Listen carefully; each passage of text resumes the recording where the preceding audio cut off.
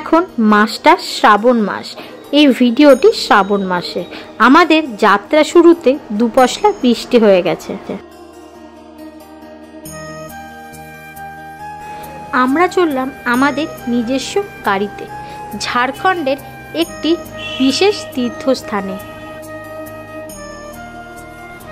দুদিকে ছোট বড় পাহাড়, পাথর খাদান, তার মধ্য দিয়ে আঁকাবাঁকা রাস্তা দিয়ে আমরা এগিয়ে চলেছি আমাদের গন্তব্যস্থলে। এই আঁকাবাঁকা পথ দিয়ে আমরা এগিয়ে চললাম এই বিরল শিবলিঙ্গের দর্শনে। জঙ্গলে গুহার মধ্যে নির্জনে বাবার বাস। ভাবছেন কোথায়? বিস্তারিত জানতে ভিডিওটি পুরোপুরি দেখুন। আমরা নিজস্ব গাড়িতে এলেও আপনাদের সাথে ট্রেন রুটটা শেয়ার করে দিচ্ছি। কলকাতা হাওড়া থেকে বারহাওড়ায় নেমে টেকার, অটো বা 4 চাকা গাড়ি করে বারহেট মোড়। এই মোড়ের 6 থেকে 8 কিলোমিটার দূরে এই পাহাড়ে বাবার অবস্থান। যদিও শ্রাবণ মাস, সেই জন্য এখানে ভিড় কিন্তু ভালোই হবে। শ্রাবণ মাস আর শিবরাত্রি ছাড়া বাকি মাসগুলোতে বাবার মাথায় প্রাকৃতিকভাবে ঝর্ণার জল পড়ে সারা বছর। বাবার মন্দিরের সামনে চালু থাকে ঝর্ণা। সেই ঝর্ণায় গা ভিজিয়ে বাবার মন্দিরে ঢুকে বাবার মাথায় জল ঢালতে হয়।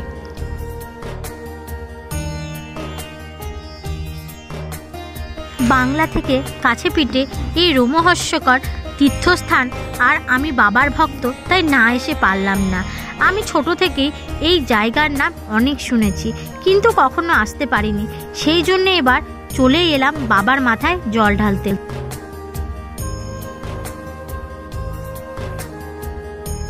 তো আমি চলে এসেছি ঝাড়খণ্ডে সে বিখ্যাত বাবার শিবগাদ্দি ধাম। এখানে তোমাদের এসে যেখান থেকে তোমরা প্রসাদ সামগ্রী কিনছো সেখানে, বা তোমাদের যদি কোনো পার্সোনাল গাড়ি নিয়ে যাও সেখানে কিন্তু তোমাদের জুতোগুলো রেখে এই 1/2 থেকে 1 কিলোমিটার কিন্তু হেঁটে তোমাকে বাবার কাছে যেতে হবে।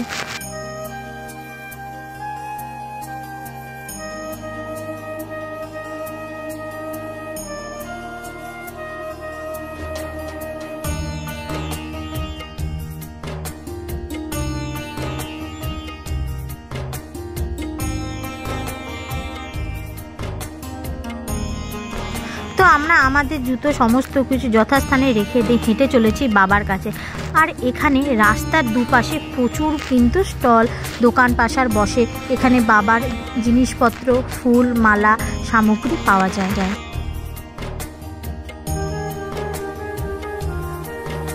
এটি হচ্ছে শিবগাদ্দি ধামে বাবার কিন্তু সিঁড়ির ওঠার প্রথম জায়গা।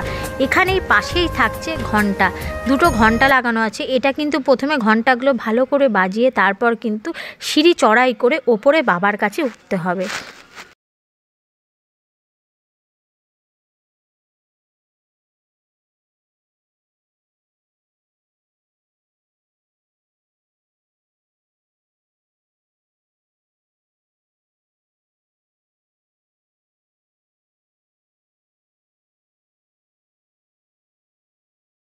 আমি যেহেতু শ্রাবণ মাসে গিয়েছিলাম তখন কিন্তু ভক্তের সমাগম ছিল প্রচুর, কিন্তু খুব ভালোও লাগছিল এত ভক্তের মাঝে এসে এভাবে শিবের মাথায় জল ঢালার জন্যে।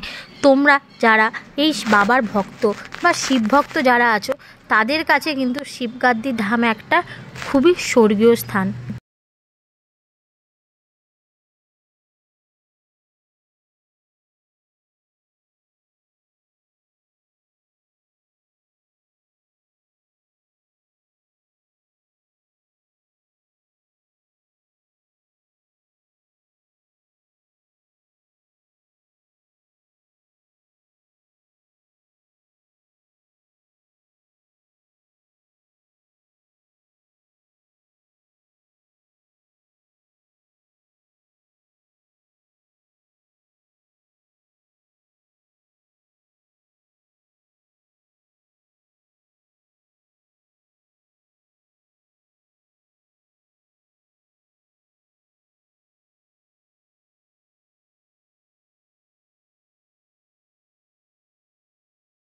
এখানে সমস্ত ছোট ছোট দোকান যেখানে মেলার মতো বসেছে, এখানে কিন্তু মাথায় এই ফেটিগুলো পাওয়া যাচ্ছে।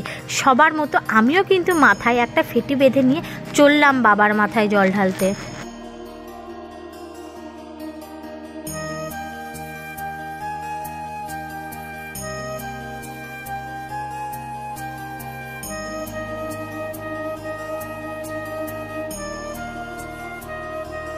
আর এই সমস্ত দোকান থেকে তোমরা যে হাতে নেওয়ার ধাগা, ঠাকুরের মিষ্টি, ফুল সমস্ত কিছু তোমরা এখান থেকে কিনে নিয়ে যেতে হবে তোমাদের ওপরে।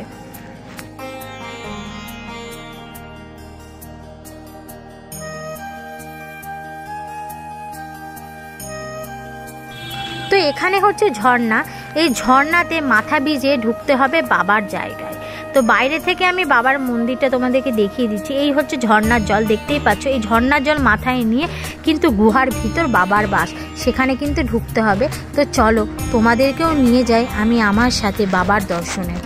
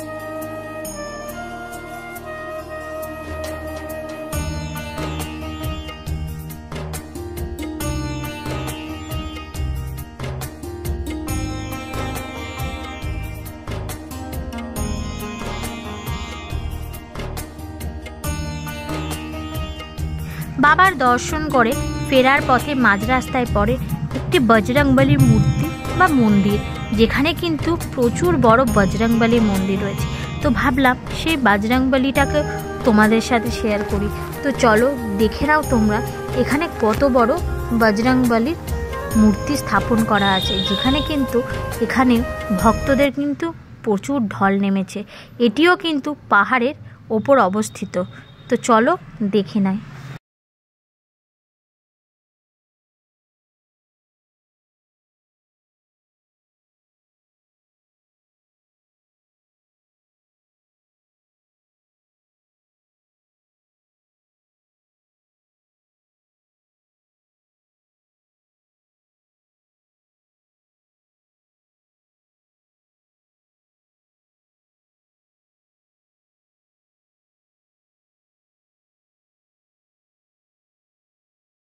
তো পাহাড়ের একদম চূড়ায় অবস্থিত এই হচ্ছে সেই বজরংবলীর মূর্তি।